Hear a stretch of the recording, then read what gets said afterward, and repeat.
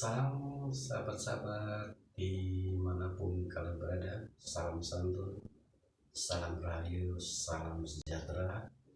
Semoga sahabat-sahabat dimanapun dalam keadaan baik-baik saja, dimudahkan dalam segala hal.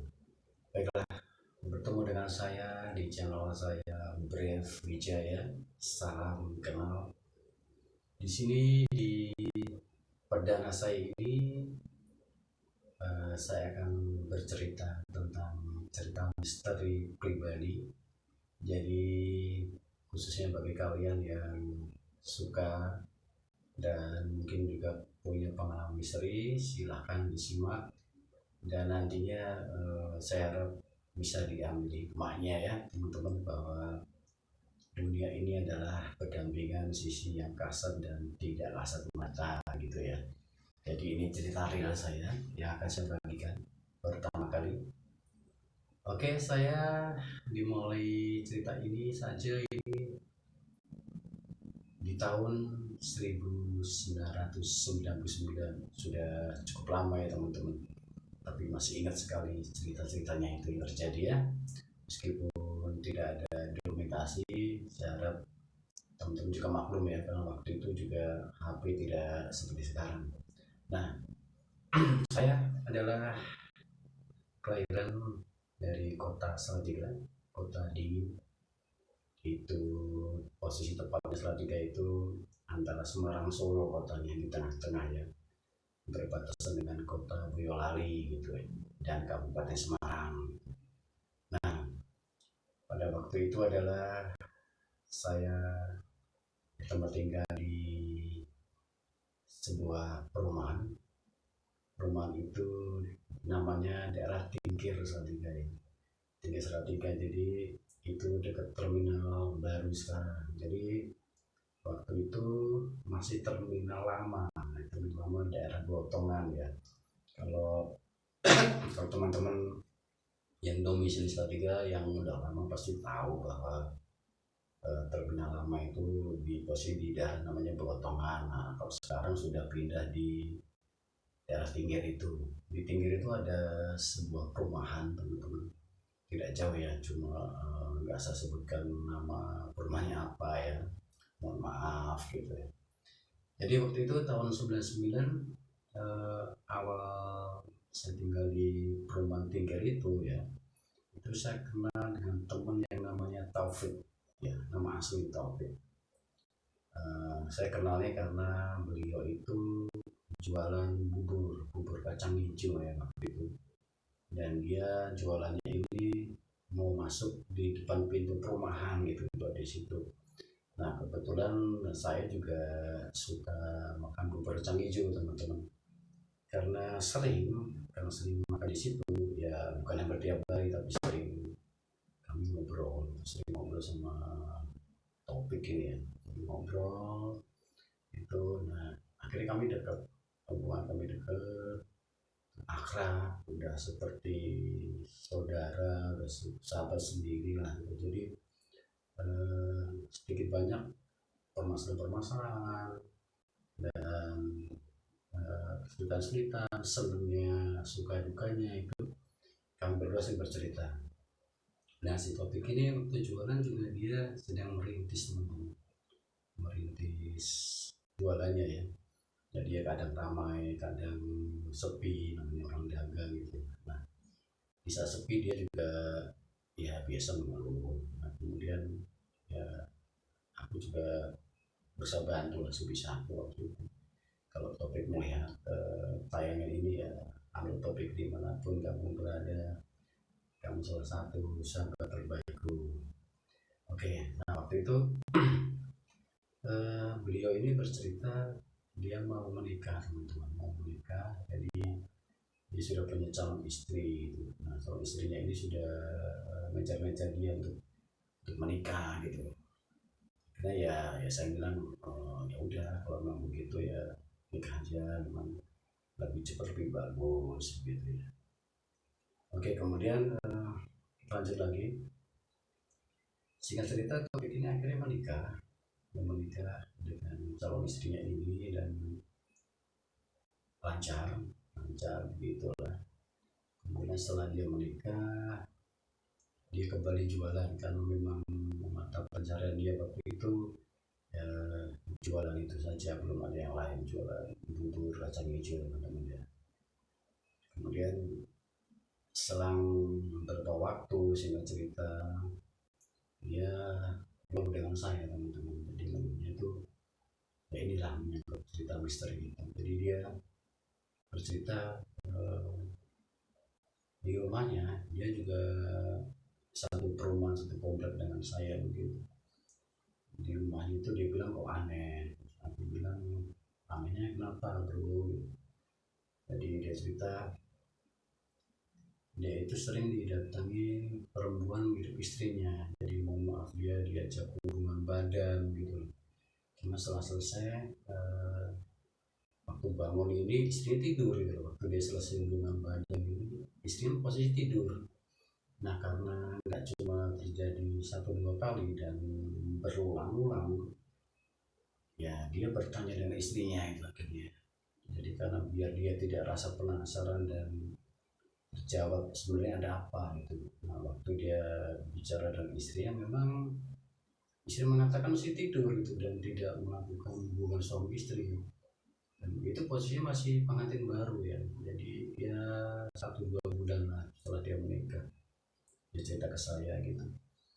Nah dari situ akhirnya aku bilang gini, ya udah bro kalau memang terjadi aku mau main ke rumahmu. Jadi aku jarang ke dia gitu. Nah waktu itu akhirnya aku memutuskan di suatu hari aku datang agak malam gitu ya, setelah ya mungkin jam-jam 7 jam 8 gitu aku main ke rumah Topik, buatin kopi gitu, kita bikin cemilan, ngobrol-ngobrol, merokok santai gitu.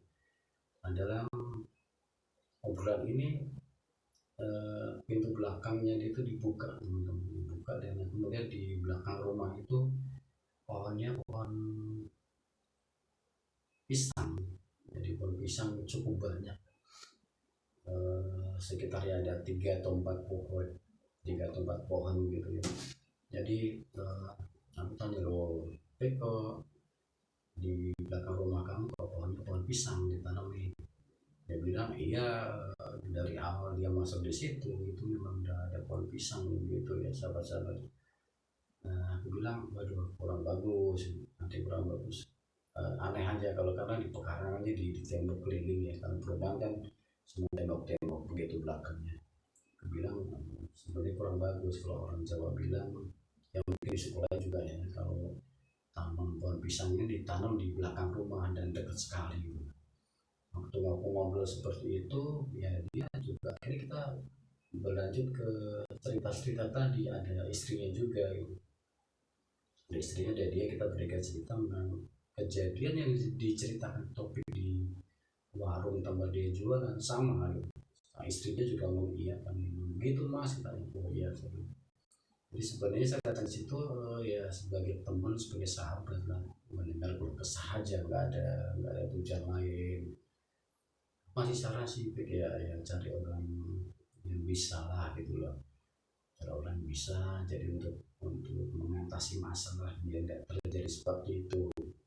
Jadi kan itu otomatis mengganggu keseharian si Topik dan istrinya kalau sering terjadi seperti itu, diganggu gitu teman-teman. Nah singkat cerita setelah ngobrol-ngobrol itu ya aku bilang, aku sarankan sih izin sama yang punya rumah karena dia ngontrak di situ. Aku bilang ya bilang sama yang punya rumah minta izin ditebang lah pohon pisangnya gitu ya, karena obrolan sudah asik dan sudah larut malam sekitar pukul 10 lebih ya. Jadi aku izin pulang ya, karena kalau bertamu terlalu malam kan ya nggak enak juga. Kira pulang karena jaraknya juga nggak terlalu jauh ya, nggak terlalu jauh. Jadi rumah Topik dan rumahku ini nggak terlalu jauh seperti itu ya. Pulang dan aku juga waktu itu sendirian tinggal di rumahku itu sendirian gitu ya. Jadi aku masuk itu ya, jadi waktu itu aku kan ada jam jam dinding lah, jam dinding aku lihat itu yang mendekati jam 11 malam lah, tapi belum belum lewat jam 11.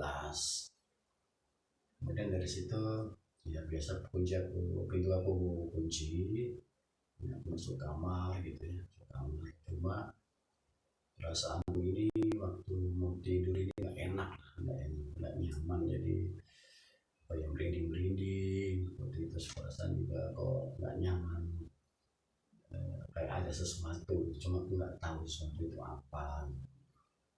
Nah, aku tidak berpikir positif, ya udah aku mau istirahat, udah malam kan. Kemudian waktu mau istirahat ini posisiku belum tidur teman-teman, nggak langsung tidur, jadi aku berusaha tidur ini susah lah, susah ke kanan ke kiri gitu, susah, apa yang tidur susah.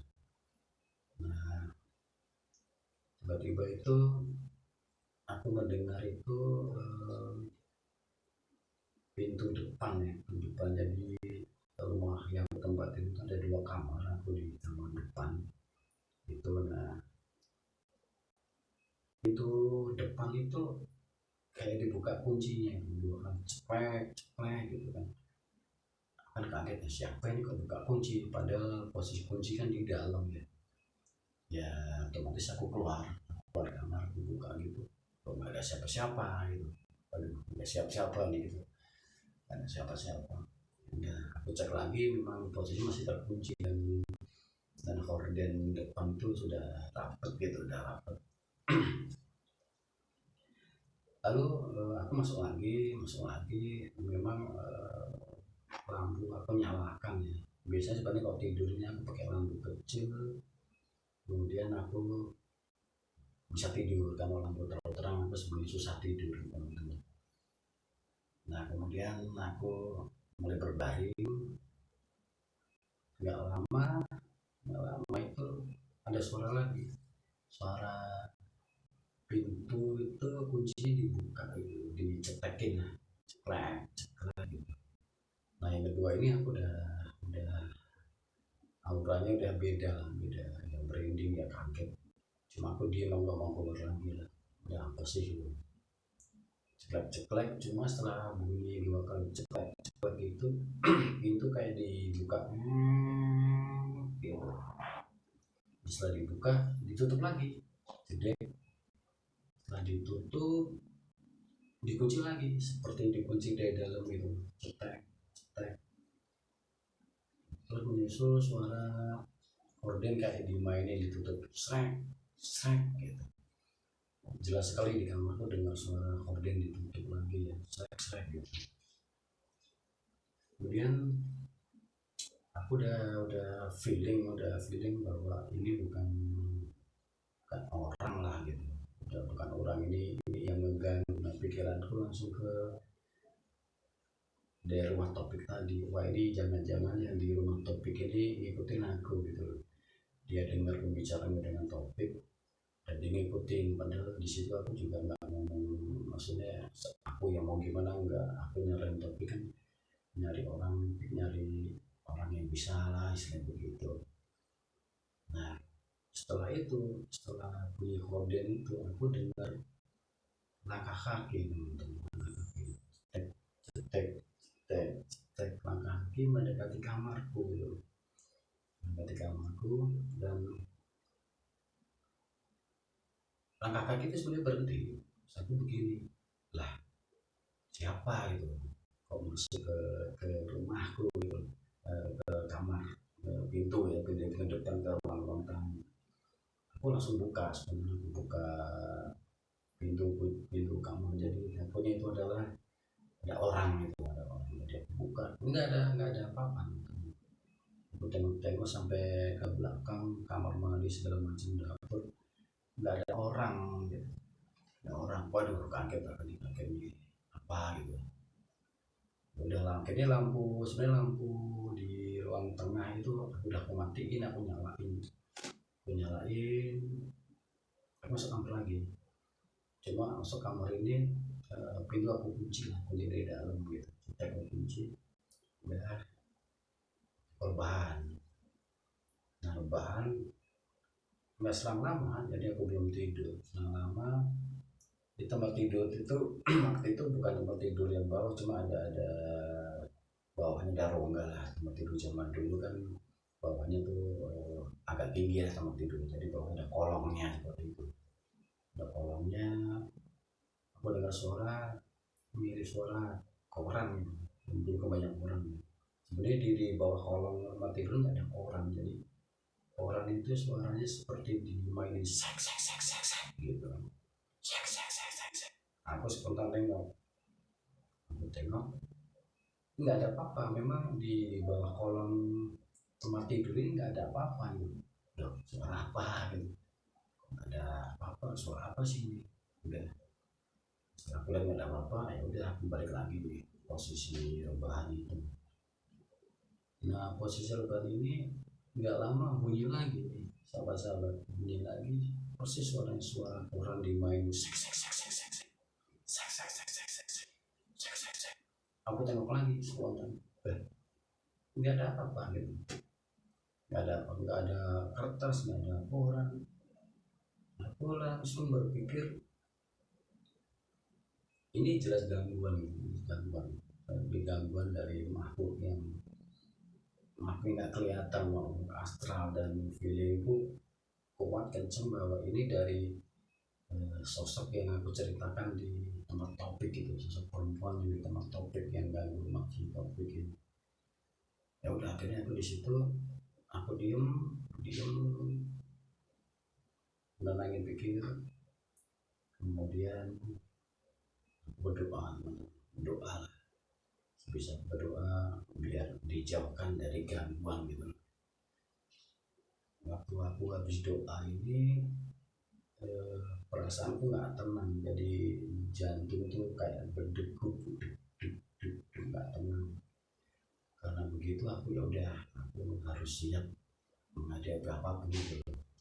Ya rasa takut memang waktu itu ya yang menyerangku, ada apa gitu kan. Tapi aku berusaha kuat itu ya, sahabat-sahabat. Dan itu aku lihat posisi baru jam 11 lewat sedikit, mendekati jam setengah 12 gitu. So aku setelah itu lampu ini sebenarnya mau aku matikan aja ya, tapi kalau mati gimana gitu, serem juga, tetap lampu aku nyalakan. Aku baru mau begini, pintu ini langsung ada suara pintu bukan itu depannya tapi pintu kamarku, suara engsel kayak dimainin klek klek klek, terus didorong pelan-pelan, neng bunyi, padahal kunci pintu kamar ini, sorry, kalau aku buka ini nggak ada suara, jadi kayak di bukan berat. Nah di situ teman-teman kaget banget, kaget, aku shock, kaget. Situ langsung nampak sosok perempuan berbaju putih, cuma wajahnya ini nggak kelihatan, jadi ketutup rambut begini, rambut semua wajahnya kelihatan, kelihatan dikit banget, jadi mukanya tidak kelihatan. Dia langsung langsung kayak setengah loncat, setengah terbang itu, jauh gitu, ngobrol aku tuh, ngobrol aku kaget kan, aku kaget, langsung aku tahan begini, aku tahan itu. Nah aku tahan ini, otomatis aku dorong dorong begitu kan, aku kaget, jadi kaget kaget itu ya, ya dibilang ngeblank ya ngeblank, karena kaget itu tahan begini, aku dorong gitu, dia berdorong belakang kan, malah langsung maju, langsung melaju gitu, jadi dia kayak nyerang aku, dong nyekik nyekik leherku begini, nyekik nyekik. Cuma ya aku langsung berusaha, tanganku berusaha begini, dan aku berusaha nyerang dia, menghalau dia lah, mukul dia lah gitu. Aku serang balik ini biar dia pergi, cuma ini rasanya berat, saya berat, tetap nyekik gini kan, kayak lama gitu. Terus aku bergulat, jadi saya bergulat dari bagian kenapa dia nyekik saya, jadi pikirannya cuma enggak, udah ngeblank, jadi berusaha nyingkirin dia. Nah ini mukanya nggak kelihatan, cuma dekat, muka itu sama dekat gitu, ada aku gini. Nah akhirnya aku bersyukur itu, aku pukul begini terakhir itu dia kayak kena waktu mukul pertama sih memang kayak mukul angin gitu. Nah, terakhir mukul udah itu dia langsung lempar kayak teriak ya, terus hilang. Nah waktu dia ngilang kayak setengah terbang balik itu kayak terulang pintu depan itu kayak bunyinya sama waktu dia datang. Jadi kemudian dimainin stek stek stek terus kunci dibuka cekrek cekrek pintu buka lagi soalnya, tapi soalnya kan sampai der gitu, der ada suara langkah kaki kayak orang berlari dulu buru. Aku udah keringetan itu, udah keringetan, merinding semua keringetan, asal aku susul keluar. Aku mengejar, cuma posisi pintu depan rumah itu pintunya tertutup, masih terkunci. Ya udah langsung spontan pintu aku buka semuanya gitu. Ya aku nggak ada orang, memang aku yakin itu bukan orang ya, bukan orang. Udah karena aku juga udah terlanjur jadi seperti itu, antara kaget takut campur aduk semuanya, nggak ada rasa keberanian juga. Aku ingat petunjuk kakek itu. Jadi waktu itu kakek masih hidup kan, tapi sekarang udah almarhum beliau.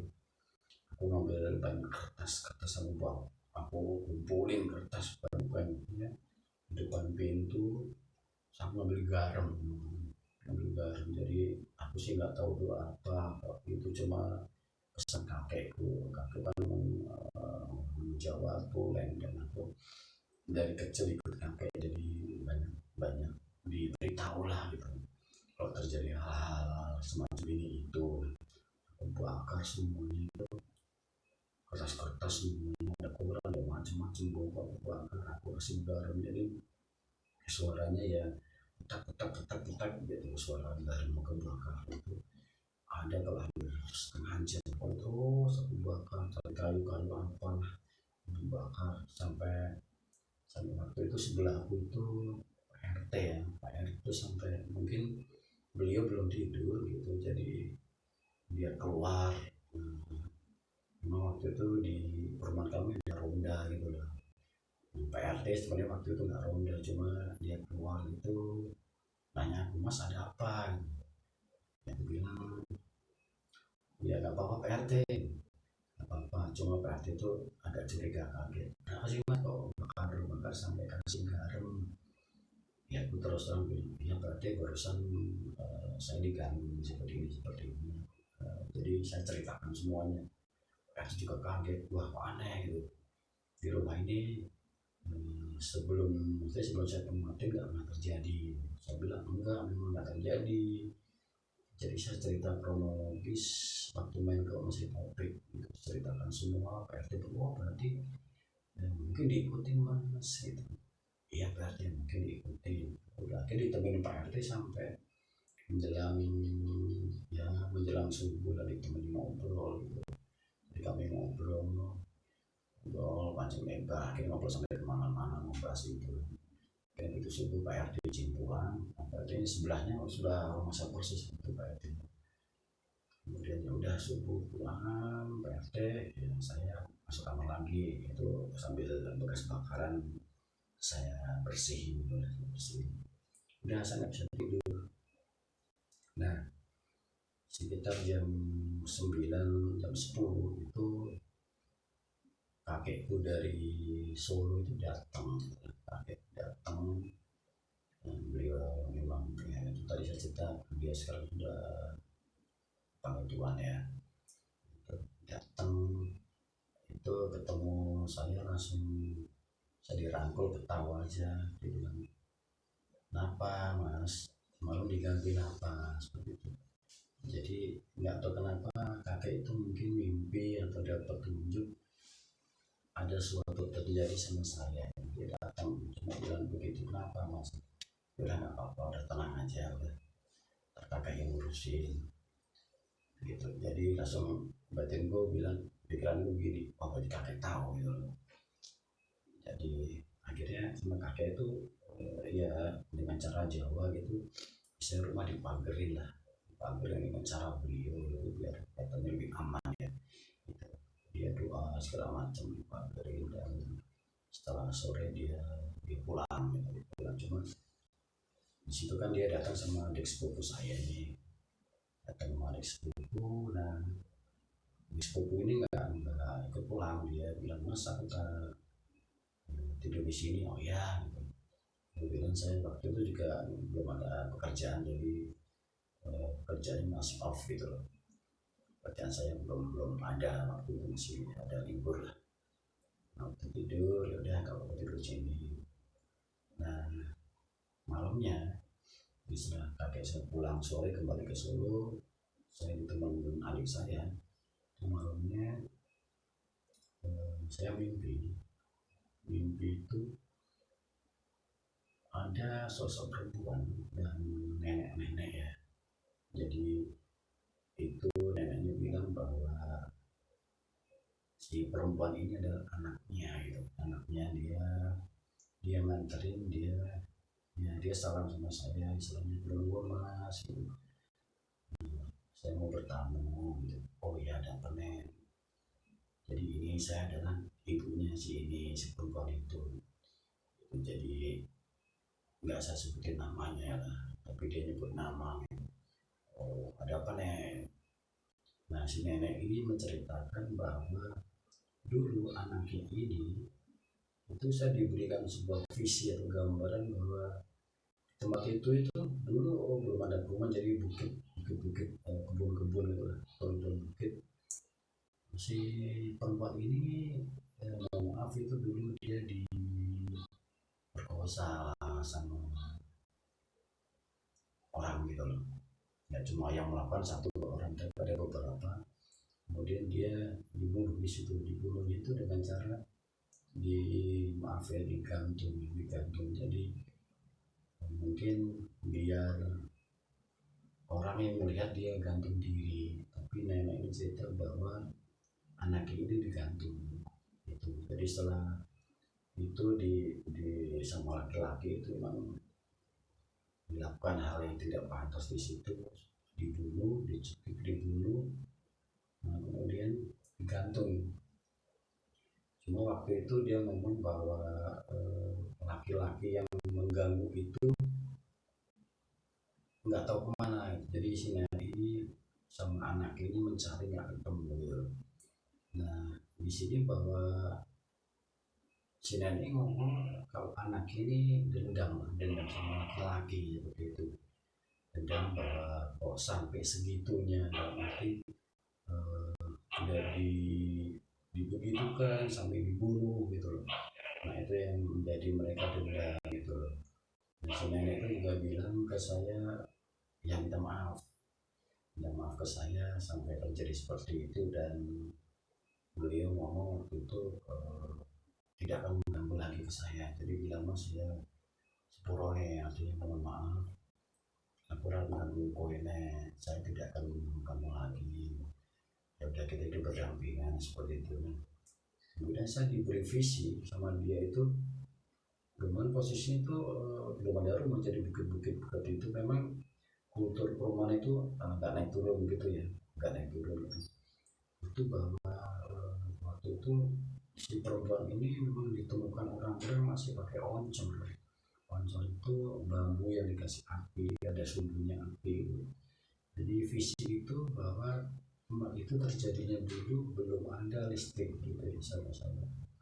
Oke, jadi intinya jadi seperti itu. Setelah itu memang ya tidak ada kejadian lagi. Terus paginya saya main ke rumah si Topik, ya saya ceritakan semuanya begitu. Kemudian Topiknya juga apa ya, dia katanya berbeda, apa yang dirasakan berbeda. Dan setelah selang ya katakanlah 3-4 hari sampai seminggu gitu kan, saya di situ luar kota, ada pekerjaan. Saya pas balik, saya mampir ke warungnya beliau ini. Saya tanya, Pik, apakah ada gangguan lagi? Tapi bilang, oh enggak mas. Tapi bilang gitu, alhamdulillah mas, udah nggak ada gangguan. Nah, berarti memang sosok nenek dan perempuan anaknya tadi itu memang menepati janji, tidak mengganggu saya dan tidak mengganggu Taufik. Cuma waktu saya bermimpi nenek dan anaknya datang itu, si anaknya cuma diem, jadi nunduk dengan rambut masih tertutup begini gitu, nunduk nggak ngomong. Yang ngomong, yang cerita adalah si nenek atau ibunya itu ya, ibunya si perempuan, sosok perempuan ini itu, sahabat-sahabat ya.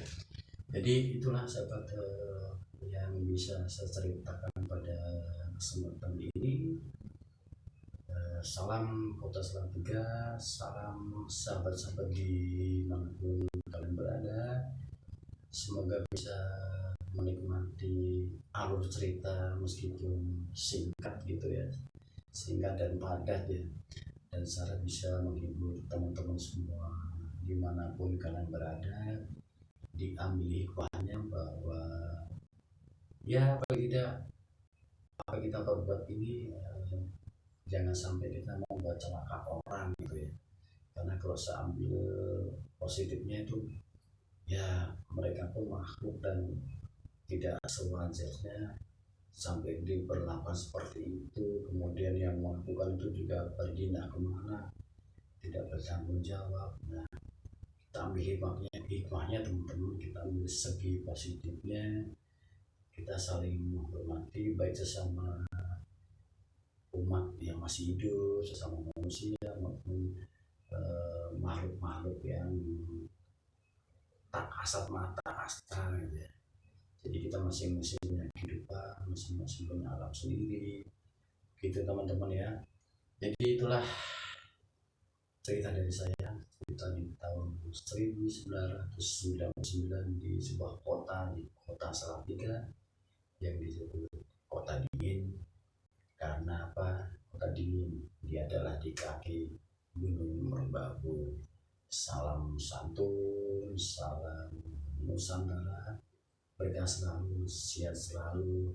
Salam hormat dari saya, Bref Wijaya.